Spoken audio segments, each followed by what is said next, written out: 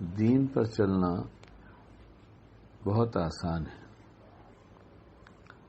اسی لیے کہا گیا دین آسان ہے، بہت آسان ہے، لیکن آسان اس کے لیے ہے جس کی نیت درست ہو اور اس کا ارادہ پکا ہو کہ میں دیندار بنوں گا اور اللہ کی پسند کا دیندار بنوں گا۔ آج دینداری اپنے پسند کی ہے، اپنے گھر والوں کی پسند کی ہے، اپنے برادری والوں کی پسند کی ہے۔ اس لیے جہاں یہ رشتے ہمارے ساتھ دیتے ہیں وہاں ہم دین پہ چلتے ہیں، اور جہاں یہ رشتے مخالفت کرتے ہیں دین پہ چلنے کی وہاں ہم دین پہ نہیں چلتے۔ گویا ہم جو دین پہ چلتے ہیں وہ لوگوں کی خوشنودی کے لیے چلتے ہیں، اللہ کی خوشنودی کے لیے نہیں چلتے، اور اللہ کی خوشنودی کے لیے چلیں گے تو سب جگہ چلیں گے۔ اور آسان اس لیے ہے کہ جب بندہ دین پر چلنے کا پکا ارادہ کر لیتا ہے تو اللہ کی مدد ساتھ ہو جاتی ہے۔ اب جس کام میں اللہ کی مدد ہو وہ مشکل کیسے ہو سکتا ہے؟ وہ کیسے مشکل ہو سکتا ہے؟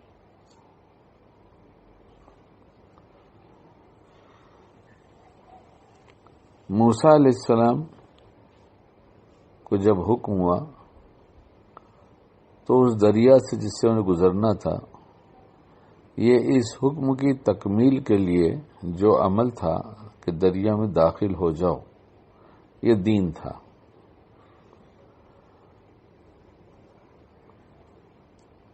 یہ دین تھا، اس لیے کوئی سوچ نہیں سکتا ایسی مدد آئی کہ ایسی دریا میں سے پار ہو گئے۔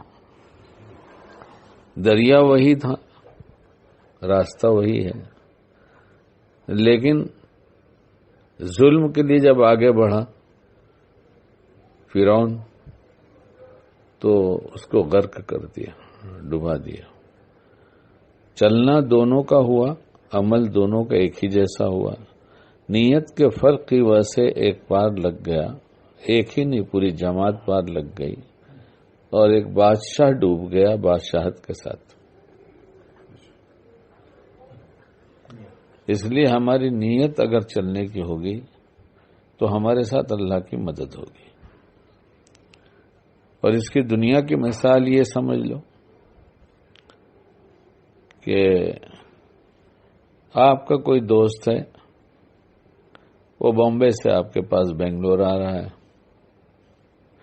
اس نے فون کیا کہ میں فلاں ٹرین سے آنے والا ہوں، میرا ارادہ ہے۔ اچھا تو ٹھیک ہے، کون سی تاریخ کو؟ فلاں تاریخ کو۔ ٹھیک ہے، فکر مت کر، میں اسٹیشن آ جاؤں گا، تجھے لے لوں گا۔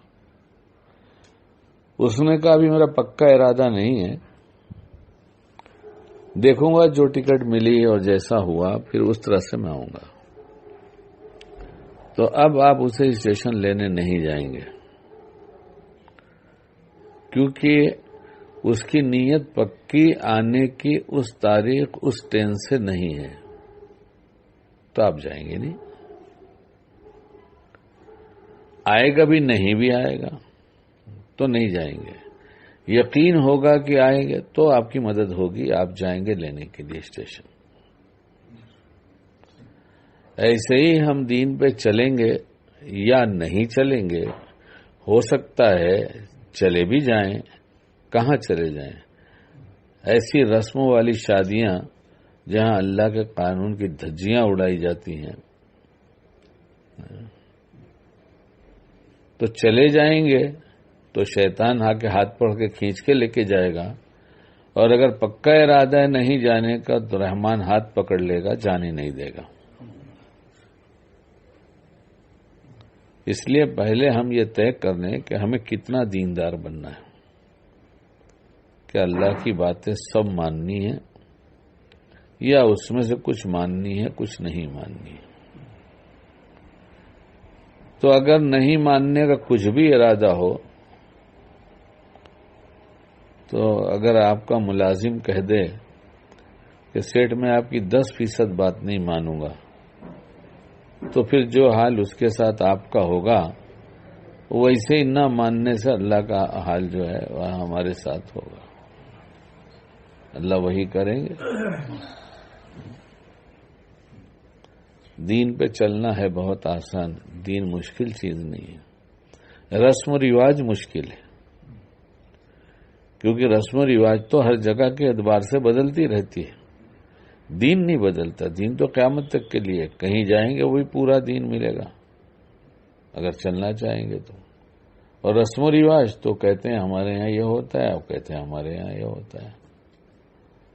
اس لیے یہ رمضان کا مہینہ اب بالکل آخری گھڑی ہے. آج کون سی تراویح ہوئی ہے؟ 29ویں. کل 29واں روزہ ہے. ہو سکتا ہے کل کا دن آخری دن ہو، آج کی رات ہی آخری رات ہو رمضان کی. کیوں نہیں ہم طے کر لیتے کہ ہم تنہائی میں تھوڑی دیر بیٹھیں گے اور صبح اٹھ کر بستر پہ جانے تک اور باقی سارے شعبوں میں ہم دیکھیں گے کہ ہماری کہاں کہاں غلطیاں ہیں، اللہ سے مانگیں گے اور پکی نیت کر لیں گے کہ اللہ اس رمضان کے آخری دن میں، آخری رات میں پورا دیندار بننے کی نیت کرتا ہوں. اب تک کی کوتاہی کو معاف کر دیجئے اور اس رحمت و برکت والے مہینے کی برکت سے ہمیں اپنی پسند کا دیندار بنا دیجئے. لوگوں کی پسند کا دیندار نہیں، اپنی پسند کا دیندار. اور جو مانگتا ہے اللہ اسے دیتا ہے. یہ ہماری طبیعت کدھر چل رہی ہے، ہمیں کتنا چلنا ہے، یہ ہمیں فیصلہ کرنا ہے. اور یہ زندگی تو بہرحال ختم ہوگی، چاہے کوئی دینداری کے ساتھ گزار لے چاہے بے دینی کے ساتھ، یہ تو ختم ہونے والی ہے. اور اللہ کا وعدہ سچ ہے، قیامت ہوگی، حساب کتاب کا دن ہوگا. اس دن نام اعمال دیکھا جائے گا اور اس دن چھٹائی شروع ہو جائے گی. جس کی جیسی نیت تو جیسے اعمال ہوں گے ویسے اس کا حشر ہوگا. اللہ ہمیں اپنی پسند کا دیندار بنا دے اور خاتمہ ایمان پر کر کے جنت میں داخل فرما دے.